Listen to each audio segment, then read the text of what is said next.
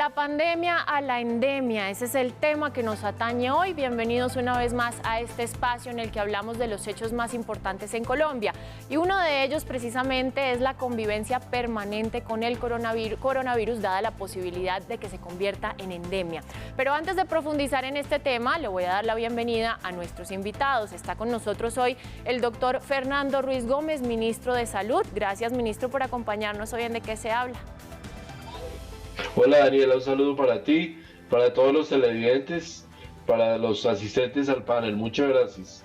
Bueno, y también está con nosotros desde el estudio la doctora Elizabeth Beltrán, secretaria general del Colegio de Médicos de Bogotá y especialista en gerencia de salud pública. Bienvenida también a este espacio. Muchas gracias, Daniela. Un saludo cordial al señor ministro Fernando Ruiz.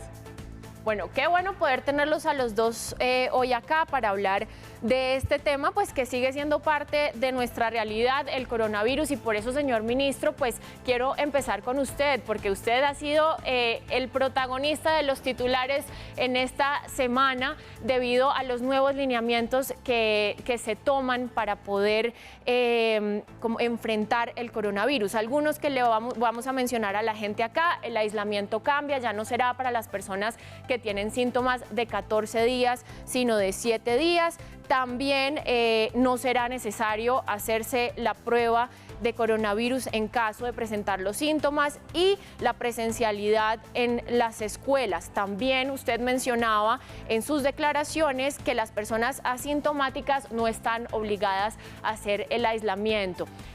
Con esto en mente, señor ministro, cuéntenos por qué esos cambios en los lineamientos, qué los llevan a tomar esas decisiones. Mira, Daniela, muy importante esa pregunta. Desde el inicio de la pandemia, nosotros desde el Ministerio de Salud hemos venido tomando siempre decisiones con base en la evidencia científica. Y ustedes saben que en esa pandemia que ya llevamos 22 meses, cada situación nueva es como una foto nueva frente a los retos que nos plantea cada variante que llega a cada situación en la que nos encontramos, también desde los propios servicios de salud.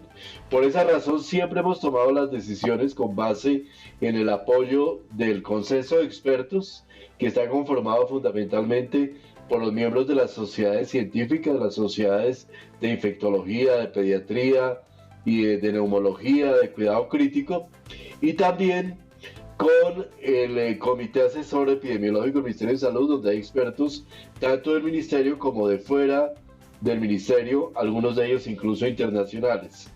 ¿Cuál es el reto que nos presenta hoy Omicron? Una variante nueva con una transmisión muy alta, una capacidad de transmisión muy alta, una capacidad de contagio que está entre 5 y 10 veces la capacidad de contagio de la variante Delta, con la cual veníamos teniendo preponderancia en el país, que se ha evolucionado hasta llegar hoy a más del 60% de los casos presentados, identificados por pruebas genómicas por el Instituto Nacional de Salud, y también una variante que tiene otras características, como es un cuadro clínico que al parecer, según la evidencia reciente, tiende a ser un poco diferente, en el sentido que es un cuadro más de naturaleza bronquial respiratorio alto, con una evolución muy rápida, un tiempo de incubación mucho más corto y una presentación mucho más acelerada. De manera que frente a eso, las decisiones que se toman con base tanto en las recomendaciones del Consejo de Expertos como del Comité Asesor, e incluyen básicamente identificar más tempranamente la enfermedad por parte del paciente. Una vez se siente enfermo, llegar al aislamiento lo más rápidamente posible para cortar esa probabilidad de contagio. También tener un cuadro en el cual, como se sabe, la mayoría de las personas va a ser un cuadro respiratorio alto que no amerita de alguna manera hospitalizaciones ni cuidado intensivo alto en la mayor parte de las personas, sin que no deba de existir ese riesgo, como se ha visto en otros países, concretamente en Sudáfrica, y ante eso la importancia del aislamiento como primera medida para poder proceder. Segundo, es importante tener en cuenta que nosotros ya tenemos una alta cobertura de vacunación y eso nos da una posibilidad de mantener unas condiciones, digamos, de menor severidad en el cuadro clínico en la medida que la vacunación, evidentemente, como han mostrado de manera fehaciente los diferentes estudios, protege contra la presencia de enfermedad severa y mortalidad. Y una concentración muy importante en aquellos que no se han vacunado, con unas medidas de protección y de cuidado especial, y también con la invitación a vacunarse lo más pronto posible. Señor ministro, dentro de estos lineamientos, pues de alguna manera se disminuyen la cantidad de pruebas que se van a realizar, porque lo que se dice es que las personas que tengan síntomas no necesitan realizársela. Entonces, ¿cómo se va a llevar el control sobre la información? Porque las pruebas al fin y al cabo daban como ciertas cifras y ciertos datos de cómo se ha venido manejando la realidad del coronavirus en el país. Entonces, ¿cómo se va a hacer para poder continuar dando esa información a la gente? Mira, de todas maneras nosotros vamos a seguir haciendo pruebas. Lo que es importante aquí es enfatizar que las pruebas se hagan, y sobre todo en las personas que las necesitan, que realmente requieren la prueba para un seguimiento importante de su caso clínico. Nosotros ya tenemos aquí la experiencia de lo que ha sucedido en España, en Estados Unidos, en Italia, prácticamente en todos los países de Europa, en la misma Alemania, donde el choque tan grande que hay por el rápido contagio hace que la gente vaya a demandar servicios de salud de una manera muy alta, y esa alta demanda afecta de manera importante no solo la disponibilidad de pruebas, sino por encima de todo los riesgos para el personal que toma las pruebas y todos los servicios de salud. En Estados Unidos, como ustedes han visto en días pasados, ha habido una creciente incapacidad y contagio de las personas que atienden los servicios de salud. En ese sentido, queremos de manera muy importante prevenir que nos quedemos en una situación de demanda tan grande y de choque sobre los servicios de salud con unos recursos humanos muy limitados y que se nos afecte de manera preponderante el personal médico. De manera que eso es lo que buscamos también, un sentido sobre todo de protección de los servicios de salud para que estén habilitados para atender a aquellas personas que puedan tener un mayor requerimiento, dada su severidad, de servicios de salud funcionales. Sí. Otro tema muy importante, señor ministro, es la vacunación. Cuéntenos cuál es el balance hasta el momento en estas campañas y en estos procesos en Colombia.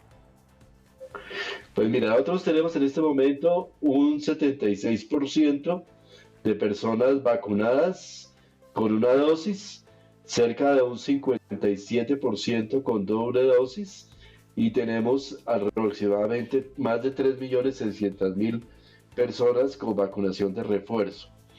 Si uno mira la protección de la vacunación, entre la vacunación y la inmunidad natural que se generó fundamentalmente durante el tercer pico, Colombia es un país con una muy alta protección de lo que podríamos llamar, lo que se llama inmunidad híbrida, que es la protección que da la inmunidad natural más la protección de la vacunación. Nosotros tomamos hace unos meses una decisión de no correr tanto a vacunar la segunda dosis,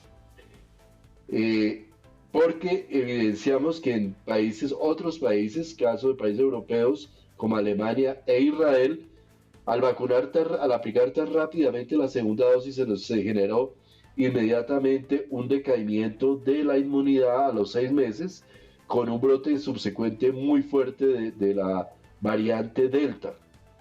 Por esa razón tomamos la decisión de extender la segunda dosis a los 84 días, particularmente a las plataformas de AstraZeneca y de mRNA, Pfizer y Moderna. Eso nos permitió extender la protección de la vacunación y hacer que la gente llegue con un mayor nivel de protección. Y tuvo un efecto muy importante, Daniela, que en este momento estamos evidenciando, y es que así como en la mayor parte de los países del mundo se generó un alto contagio y una alta mortalidad por variante Delta, esas decisiones que tomamos en su momento nos permitieron que prácticamente en Colombia entre agosto y diciembre, y hasta el momento que ya dejó de ser preponderante, no tuvimos una un pico por variante Delta en Colombia. Sí. Eso nos da una protección bastante importante.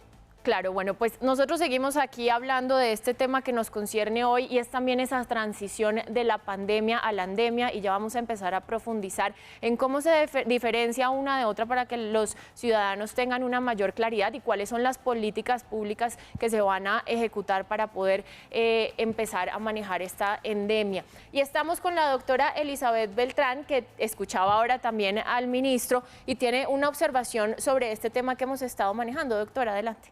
Muchísimas gracias, Daniela. Señor ministro, de todas maneras, yo estoy representando al Colegio Médico de Bogotá. En Bogotá se está proponiendo que se tengan unos centros de aforo para vacunación, porque realmente a nivel de la Organización Mundial de la Salud lo que realmente va a disminuir los riesgos y la morbilidad o digamos las complicaciones es la vacunación. Pero también de lo que ha dicho el señor ministro nos preocupa en el sentido de que no se van a tener los datos de las personas que tienen que hacerse su prueba, está muy bien dados en los lineamientos que hoy expide el Ministerio de Salud, pero la gente va a hacerse su prueba por su propia cuenta y nos queda esa información sin datos para la salud pública. La salud pública se basa para la toma de decisiones en esos datos y entonces esa falta de información siempre nos va a generar un posible desfase para toma de decisiones. Es eso, doctor. Sí, no, mira, fundamentalmente ese tema lo discutimos muy ampliamente con la Dirección de Epidemiología y el propio Instituto Nacional de Salud. Como decía, nosotros estamos seguros de que la demanda de pruebas va a copar toda la capacidad que tenemos en las próximas semanas, porque vamos a tener seguramente 1 o 2 semanas con un pico muy grande. Pero adicionalmente, como lo dice la doctora Isabel, este es un tema importante para tener el pulso de lo que está pasando. Sin embargo, ya es claro que el pico de Omicron va a ser un pico alto, muy rápido, con un descenso también muy rápido, pero con un nivel de afectación absolutamente grande. Eso lo vamos a evidenciar de todas maneras en las pruebas que tengamos y apliquemos, que van a ser prácticamente, van a estar bordeando la capacidad instalada. Lo que sí es claro también es que el seguimiento de variables epidemiológicas en una situación como la de COVID-19 también se hace muy especialmente sobre las estadísticas vitales y en particular las estadísticas de mortalidad. Y esa es la variable y es el objetivo central de todo el plan de contención y de mitigación de COVID en Colombia, ha sido siempre, y en ese sentido es donde también recordemos que vamos a tener todas las variables necesarias y todas las estadísticas vitales que nos puedan poder respaldar toda esa toma de decisiones y también la evaluación de los efectos que se han generado con la variante Omicron. Sí, señor ministro, bueno, sabemos que tiene poco tiempo ya, por eso quiero aprovechar esta última pregunta. Mire, el director de la Organización Mundial de la Salud proyectó el año 2022 como ese año con los recursos necesarios para que de alguna manera se termine la pandemia y quizás lleguemos a la endemia. ¿Cómo ve usted esta declaración? Y en dado caso de que llegáramos a esa transición en este año, ¿ya está el Ministerio de Salud organizando las estrategias para poder llevar la endemia? Sí, mira, yo frente a esas manifestaciones internacionales creo que hay un tema muy importante que todos tengamos claro, y es que aquí hay un desequilibrio muy grande entre países como Colombia o los países desarrollados que han tenido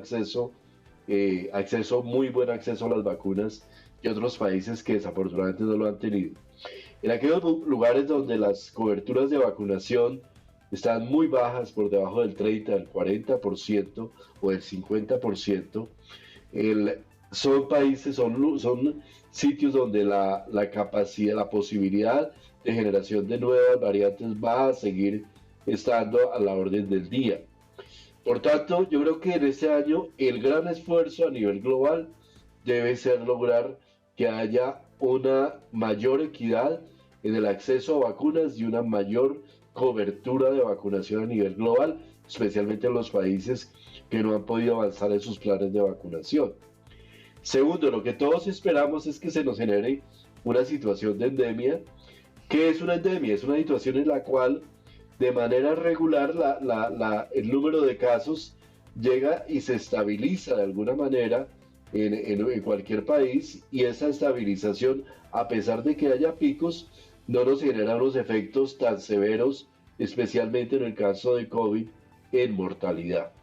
Nosotros esperaríamos llegar a una situación de endemia, nos lo van a decir los próximos meses. Sin embargo, todavía la incertidumbre siempre será grande en cuanto exista la posibilidad de la aparición de nuevas cepas que tengan condiciones o características diferentes y que nos generen, que nos vayan a cambiando, digamos, por ejemplo, la cobertura, la capacidad de las vacunas para contener el riesgo. Sí, pues con lo que usted nos dice, sigue siendo la vacunación la principal herramienta, quizás si se puede decir así, la principal arma para enfrentar este virus que ha sido bastante incierto y que pues nos seguirá acompañando por un poco más de tiempo. Señor ministro, muchísimas gracias por acompañarnos en De Qué se habla. Un gusto haberlo tenido acá con nosotros. Daniela, a ti muchas gracias. Un saludo muy especial a la doctora Elizabeth y a todos los televidentes, una invitación a vacunarse. Mayores de 18 años, aplicarse la tercera dosis. Es muy importante esa protección, y también aquellos que no se han aplicado la segunda dosis y que no lo hicieron por las fiestas navideñas, es el momento de hacerlo. Hay vacunas, hay disponibilidad, puestos habilitados en todo el país, de manera que no hay ninguna disculpa para que no nos vacunemos. Muchísimas gracias, señor ministro. Pues ya lo escucharon, en la vacunación tenemos la principal herramienta para lograr enfrentar el coronavirus y es nuestra responsabilidad hacerlo para que de alguna manera logremos llegar a la endemia. Ya regresamos, vamos a explicarles cuando volvamos con la doctora Beltrán qué es una endemia y si vamos a lograr llegar hasta allá. No se desconecten.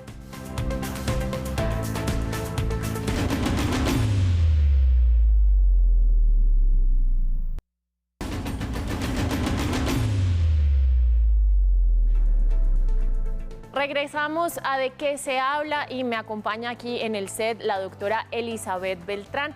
Doctora, bueno, hemos ya tocado, digamos, diferentes aspectos de este tema del coronavirus, dos muy importantes, y es la transición de la pandemia a la endemia y la llegada de la Omicron, que de alguna manera tienen que ver. Hemos visto que se relaciona, digamos, los síntomas del Omicron como si fuera una gripa más. Así que la primera pregunta que le quiero hacer es, ¿realmente esta nueva variante es menos letal por el virus en sí o porque hay una mayor vacunación en los diferentes países? Bueno, interesantísima pregunta, que la respuesta pues no es tan fácil de concretar, pero es una realidad, como un principio de realidad, es que no ha sido digamos, tan letal, no ha causado tanta mortalidad ni tantas complicaciones que requieran de UCIs, por ejemplo, para los pacientes. Que si la razón es porque la gente haya tenido vacunas o no, ahí existen otras anotaciones que llaman la atención, o por lo menos observaciones en algunos estudios que se han publicado. Y es que de las personas que llegan a la UCI, a las cuales se les ha diagnosticado la variable Omicron, las que llegan a la UCI, la mayoría están sin vacuna. Luego ahí hay una correlación que podría dejar como una tendencia a que realmente la vacunación, la falta de vacunación nos expone a estos mayores riesgos. Entonces es posible que las otras personas que no se han complicado tanto hayan tenido ya su inmunidad porque les dio, que es la inmunidad natural, o porque tienen la inmunidad adquirida, que es la de vacunación. Pero todavía no se puede llegar a unas conclusiones completas en eso. El virus, de todas maneras, cada uno tiene su propia, cuando mutan, cada uno tiene su propia estructura, y esa estructura hace de pronto que ataque diversos sistemas. Sabemos que el primer virus pues fue bastante letal en el sistema respiratorio, las complicaciones, la gente casi que multisistémico. Finalmente, cuando la gente llegaba a complicaciones y los que llegaron a fallecer tenían una falla multisistémica. En este momento, esta variable, la Omicron, está muy determinada hacia la parte respiratoria alta, y por eso se asemeja tanto a una gripa. ¿Qué es la endemia? ¿Cómo se diferencia de la pandemia y cómo podemos llegar realmente a la endemia? Bueno, en términos generales, una endemia, siempre se pasa por ahí, es como una enfermedad que tiene unos brotes en una población dada, un país, una región, un grupo, digamos que cubre una gran parte de la población. Empieza a tener, digamos, unos indicadores graves de acuerdo a la morbilidad, si produce muchas complicaciones y secuelas, y a la mortalidad. Y entonces ahí se empieza a hablar de una epidemia, digamos, ya con esas características. Y la pandemia es cuando además se pasan las fronteras y se hace casi universal. Entonces, en este momento tenemos una pandemia con el coronavirus. La idea, o digamos los pronósticos o las proyecciones, es que se puede llegar a una endemia, en el sentido de que vaya a estar presente en las poblaciones, o sea, se puede volver una enfermedad de presentación periódica en todo el mundo, pero sin los estragos de mortalidad y de morbilidad graves que sí ha tenido el coronavirus. En este momento el Omicron, hay algunos estudios y algunos, digamos, informaciones que están hoy en el orden del día, que de pronto dice que sería el camino hacia que nos fuéramos a convertir en una endemia. Sin embargo, eso tiene sus bemoles. Pero además de hablar de Omicron, hay otra cosa que están hablando los colombianos, y antes de continuar quiero que presten atención al siguiente reportaje elaborado por los periodistas de la sección internacional del informativo de RTVC Noticias. Superando la rapidez de contagio del sarampión, una de las enfermedades más transmisibles del mundo, la variante del COVID Omicron ha impuesto un tsunami de contagios a nivel global. La OMS pide no relativizar su capacidad de afectación. Si bien Omicron parece ser menos severo en comparación con Delta, especialmente los vacunados, no significa que deba clasificarse como leve. Al igual que las variantes anteriores, Omicron está hospitalizando a la gente y está matando a la misma.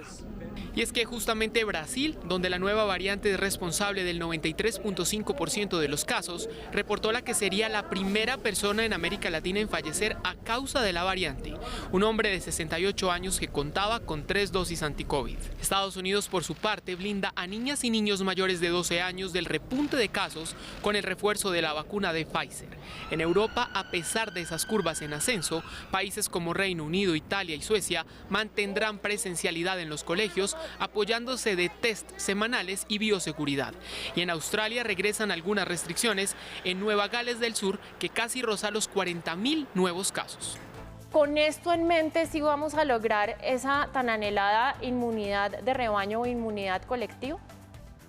Bueno, así como están las cifras, evidentemente no se podría lograr esa inmunidad de rebaño, por lo menos en un corto tiempo, pero además el tiempo es fundamental para lograr la inmunidad de rebaño. Entonces, quiero explicarlo. Es decir, cuando empezó el COVID, las proyecciones que se hacían era del 70% a nivel mundial vacunados en menos de un año para que se lograra la inmunidad de rebaño. Si se alarga el tiempo, realmente lo que se le da es un espacio a que los virus muten, y entonces esa mutación de virus nos puede llevar o a virus un poco más lesivos o más grandes o que causen mayores estragos, o que puede ser de más leves y que de pronto se vaya generando esa endemia de la que hemos hablado. Entonces, una responsabilidad de todos los gobiernos, no puede ser solo de unos, porque si fallan otros, es lograr esa vacunación, que en este momento la OMS habla del 75% de la población. Pero no es solamente de los gobiernos, tiene que ser también, digamos, con una mirada holística, una mirada, digamos, es una emergencia mundial, porque si unos países lo logran y superan, y por ejemplo aquí Chile, en Latinoamérica y Cuba, estamos por arriba del 88% de personas, pero si está Surinam o Haití, sí, que no tienen vacunación, entonces no lo habremos logrado. Entonces, la equidad y la facilidad de que le lleguen las vacunas, porque pues el problema también de las patentes es un problema, claro, que está afectando el acceso a las vacunas a nivel mundial. Sí. Entonces, eso es importante, no perder esa, sí, mirada. Si eso no se logra, no lo vamos a lograr. Además de eso, doctora, es muy importante, yo quisiera que usted le dijera o le diera un mensaje también a nuestros televidentes, es la autorresponsabilidad, y es que la vacunación, como lo hemos venido hablando a lo largo del programa, en este momento es la única herramienta que tenemos, quizás no para acabar con el virus, pero sí para que cada vez sea menos letal. ¿Usted qué tiene para decirles a los ciudadanos? Bueno, porque están muy relajados, se lo aclaro, porque hemos visto que en estas ferias y fiestas la gente se quitó el tapabocas, ya como la Omicron tiene unos síntomas más leves, entonces ya dijeron, no, es que eso es una gripita más, pero no, el virus sigue con nosotros y sigue conviviendo con nosotros. Sí, yo creo que hoy fue importante la aclaración que hizo el doctor Tedros, presidente de la OMS, en el sentido de alertar al mundo de que no era tan leve la Omicron porque está causando muertes y está causando hospitalizaciones por cuadros severos. Entonces debemos partir de ahí para que la gente no entrar en una alarma, pero sí poner en una realidad de que es posible de que cualquiera de las personas que no se han vacunado, porque también ya hacemos referencia a que los vacunados de pronto tienen menos complicaciones y menos llegan a tener cuadros que los lleven a la muerte o a complicaciones hospitalarias, entonces es una responsabilidad, pero la responsabilidad es de todos. Hablemos más bien de corresponsabilidad. La corresponsabilidad es todos ponemos, entonces la gente tiene que poner de su parte en ese voz a voz. Esa es una responsabilidad que le podemos ir enviando los mensajes a las personas, a los grupos, pero también la responsabilidad del Estado desde la salud pública es de saber llevar los mensajes y tampoco descuidarse. Preocupa, por ejemplo, que los aforos sigan y entonces no se han dado unas medidas de aforo cuando, es decir, que tenemos Transmilenio, pero si tomamos esas medidas se necesitan otras medidas. Claro, doctora, muy importante todo lo que usted nos está diciendo. Desafortunadamente ya se nos acabó el tiempo. Nos quedamos con algo muy importante y es esa corresponsabilidad, es no ser negativos ni positivos, realistas, sobre todo, no solo por el cuidado personal, sino también por el cuidado de nuestros seres queridos. Muchísimas gracias por habernos acompañado en De Qué se habla y a ustedes también muchísimas gracias por conectarse con nosotros y por favor síganse cuidando que el virus sigue con nosotros.